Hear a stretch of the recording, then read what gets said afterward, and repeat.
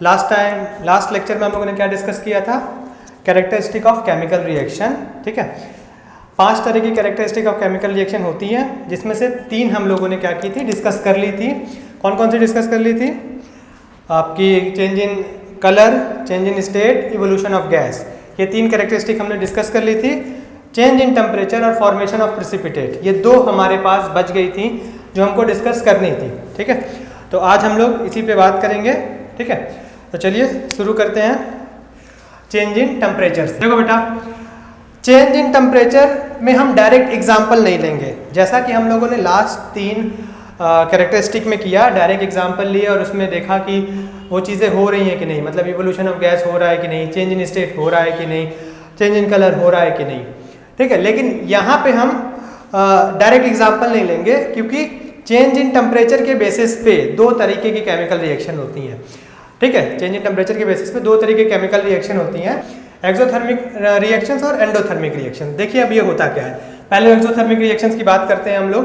देखो, exothermic reactions क्या होती हैं? एक्सोथर्मिक रिएक्शंस ऐसी रिएक्शंस होती हैं जिस रिएक्शंस में हीट इवॉल्व होती है, जिस रिएक्शन में हीट बाहर निकलती है, और इसी हीट के बाहर निकलने की वजह से जो रिएक्शन है उसका टेम्परेचर बढ़ जाता है। ठीक है, मतलब ऐसी रिएक्शन जिसमें प्रोडक्ट के साथ साथ हीट भी बाहर निकले, और वो हीट क्या करती है, उस केमिकल रिएक्शन का टेम्परेचर इंक्रीज कर देती है। देखो एक एग्जांपल मैं आपको बताता हूँ, ये हम लोग शुरू से देखते आए हैं। ठीक है, कार्बन, ये सिंगल अकेला कार्बन है, मतलब ये कोल के फॉर्म में होगा। ठीक है, O2 के साथ रिएक्ट किया तो CO2 निकली बाहर। ठीक है, अब CO2 निकली बाहर, जैसे कि आपने डे टू डे लाइफ में देखते हो, अगर आपके पास कोल है, कोयला है, उसको जलाओगे, ठीक है, तो उसमें से गैसेस निकलेंगी, प्लस कोयला हीट भी आपको देता है कि नहीं देता है?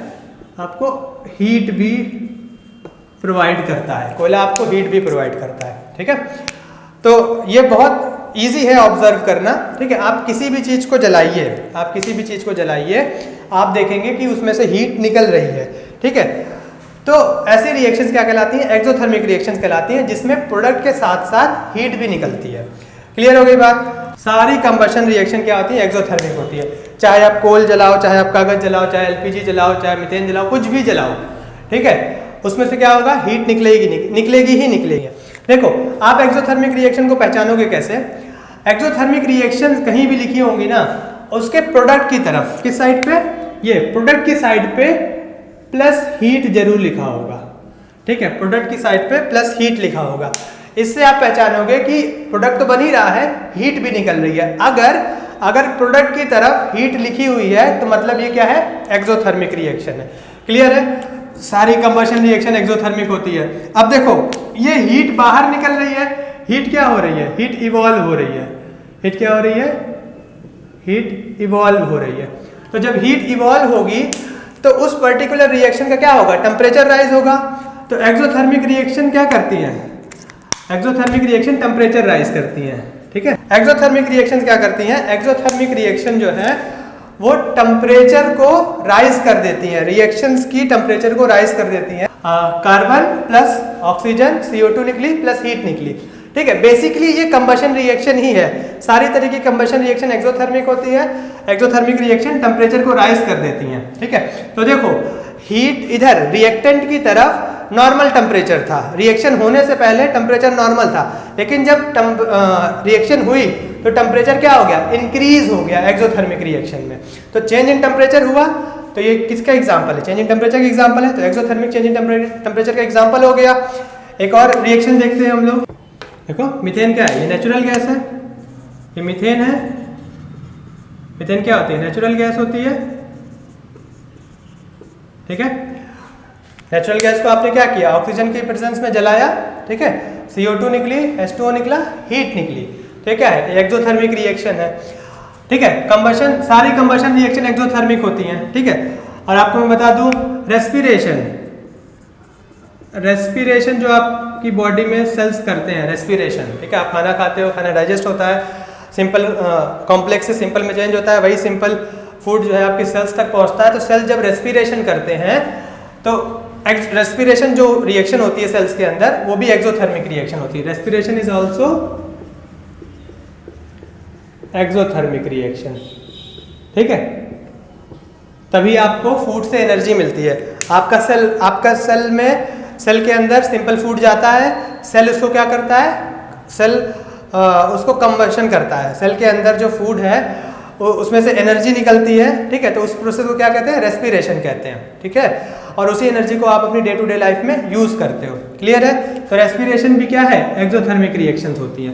तो मेरे ख्याल से समझ गया होगे, 2 एग्जांपल काफी है। यहाँ देखो, रिएक्शन होने से पहले हीट नहीं थी तो नॉर्मल टेम्परेचर था, जब रिएक्शन हो गई तो हीट इवॉल्व हो रही है। अब हीट इवॉल्व हो रही है तो टेम्परेचर क्या होगा, राइज होगा। और प्रोडक्ट की तरफ अगर हीट लिखी है तो एक्सोथर्मिक रिएक्शन होगा, आप याद रखिएगा। अच्छा, एंडोथर्मिक रिएक्शन पे आ जाते हैं हम लोग। देखो, एंडोथर्मिक रिएक्शंस ऐसी रिएक्शंस होती हैं जिनको करवाने के लिए आपको हीट प्रोवाइड करती है या सराउंडिंग को हीट प्रोवाइड करनी पड़ती है। मतलब बिना हीट प्रोवाइड किए वो रिएक्शन नहीं होंगी, बिना उनको हीट मिले वो रिएक्शन नहीं होगी। चाहे आप हीट प्रोवाइड करिए, चाहे नेचर उनको हीट प्रोवाइड करे, कैसे भी उनको हीट मिलनी चाहिए। तो एंडोथर्मिक रिएक्शंस क्या होती हैं, ऐसी रिएक्शन जिसमें हीट क्या होती है, हीट एब्जॉर्ब होती है। मतलब एब्जॉर्ब मतलब उनको हीट देना पड़ता है। अब देखो, एब्जॉर्ब का मतलब वही है कि आप उनको हीट दोगे, वो हीट लेंगी और फिर रिएक्शन करेंगी। तो इसीलिए हम उसको कह रहे हैं कि हीट एब्जॉर्ब करेंगी वो, ठीक है। जैसे एक एग्जांपल लेते हैं हम लोग, ठीक है। तो देखो, ये नाइट्रोजन गैस है, ये ऑक्सीजन गैस है, इन दोनों को रिएक्ट करवाना था तो हमको हीट देनी पड़ी। देखो, रिएक्टेंट की तरफ, रिएक्टेंट की साइड अगर हीट लिखी है उसका मतलब है ये एंडोथर्मिक रिएक्शन है, उसका मतलब है आप हीट प्रोवाइड कर रहे हो, उसका मतलब है सराउंडिंग से हीट मिल रही है, कहीं से भी मिल रही है, ये एंडोथर्मिक रिएक्शन है। और एक्सोथर्मिक में प्रोडक्ट की तरफ हीट लिखी थी, तो डिफरेंस समझना, अगर रिएक्टेंट की तरफ हीट लिखी है तो एंडोथर्मिक, प्रोडक्ट की तरफ हीट लिखी है तो एक्सोथर्मिक। तो N2 गैस को O2 गैस के साथ रिएक्ट करवाया, हमको हीट देनी पड़ी, तो इसने हीट क्या की, हीट एब्जॉर्ब की, तब ये रिएक्शन हुई है। तो ये क्या बना है, ये गैस बनी है, ठीक है। बात समझ में आई? अब देखो, एंडोथर्मिक रिएक्शंस में, ठीक है, ये एक एग्जांपल हो गया। एंडोथर्मिक रिएक्शन क्या करती हैं, टेम्परेचर को डाउन कर देती हैं, ठीक है, टेम्परेचर को डाउन कर देती हैं। एक्सोथर्मिक रिएक्शन क्या करते हैं, टेम्परेचर को राइज कर देते हैं। एंडोथर्मिक रिएक्शन क्या करती है, टेम्परेचर को डाउन कर देती हैं, ठीक है, क्योंकि हीट एब्जॉर्ब कर लिया। अब हीट एब्जॉर्ब करके रिएक्शन की तो इधर तो हीट थी लेकिन इधर तो हीट है नहीं, तो टेम्परेचर क्या हो जाता है, लो हो जाता है। एंडोथर्मिक रिएक्शन जो है वो रिएक्शन की टेम्परेचर को कम कर देता है, ठीक है, मतलब रिएक्शन को ठंडा कर देता है एंडोथर्मिक रिएक्शन। अब देखो, यहाँ पे कैल्शियम कार्बोनेट को हमने हीट दी।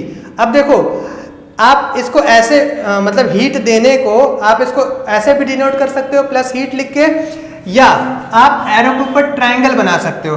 अब देखो, ये ट्रायंगल क्या डिनोट करता है, ये ट्रायंगल डिनोट करता है कि हीट जो है वो दी जा रही है, हीट गिवन, या हीट जो है वो दी जा रही है, ठीक है, या हीट एब्जॉर्ब हो रही है। हीट क्या हो रही है, एब्जॉर्ब हो रही है, ठीक है, हीट जो है वो एब्जॉर्ब हो रही है, डेल्टा।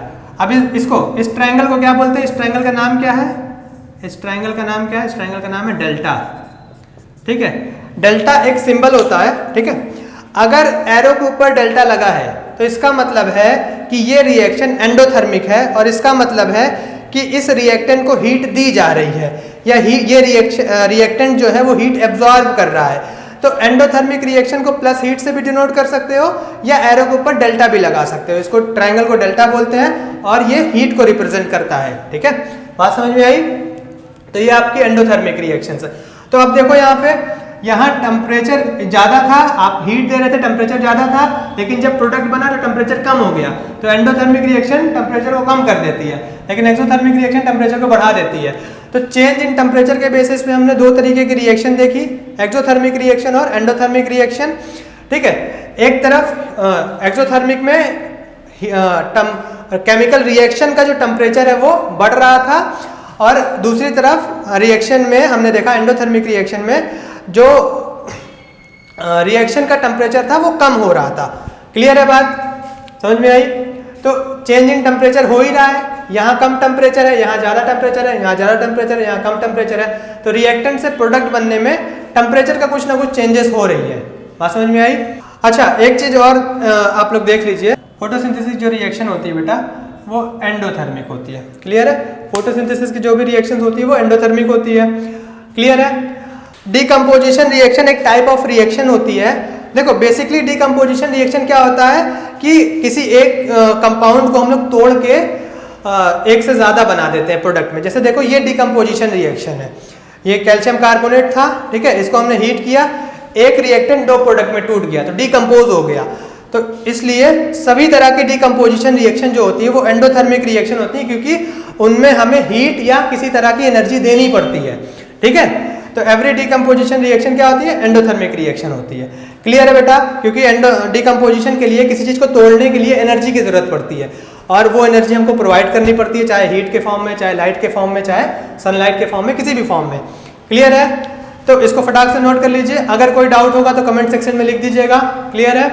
ओके बेटा, देखो ये लास्ट है कैरेक्टरिस्टिक ऑफ केमिकल रिएक्शन की, पांचवी कैरेक्टरिस्टिक है ये, फॉर्मेशन ऑफ प्रेसिपिटेट। देखो पहले तो समझ लो प्रेसिपिटेट क्या होता है। प्रेसिपिटेट एक इनसॉल्युबल, ठीक है, इनसॉल्युबल सब्सटेंस होता है जो केमिकल रिएक्शन जब हो रही होती है तब फॉर्म होता है। मतलब मान लो कि आपने कोई केमिकल रिएक्शन करवाई, ठीक है, और उसमें एक ऐसा सब्सटेंस बना, ठीक है, जो कि इनसॉल्युबल है, जो कि वाटर में सॉल्युबल नहीं है। मतलब रिएक्शन तो हुई, ठीक है, और प्रोडक्ट भी बना, और उस प्रोडक्ट में उस प्रोडक्ट के सॉल्यूशन में, ठीक है, एक सॉलिड जो है सब्सटेंस बन जाता है जिसको हम लोग प्रेसिपिटेट कहते हैं। वो डिसॉल्व नहीं होता सॉल्यूशन में, ठीक है। तो प्रेसिपिटेट देखो क्या होता है, फॉर्मेशन ऑफ प्रेसिपिटेट क्या होता है, ठीक है, any reaction in which insoluble solid called precipitate.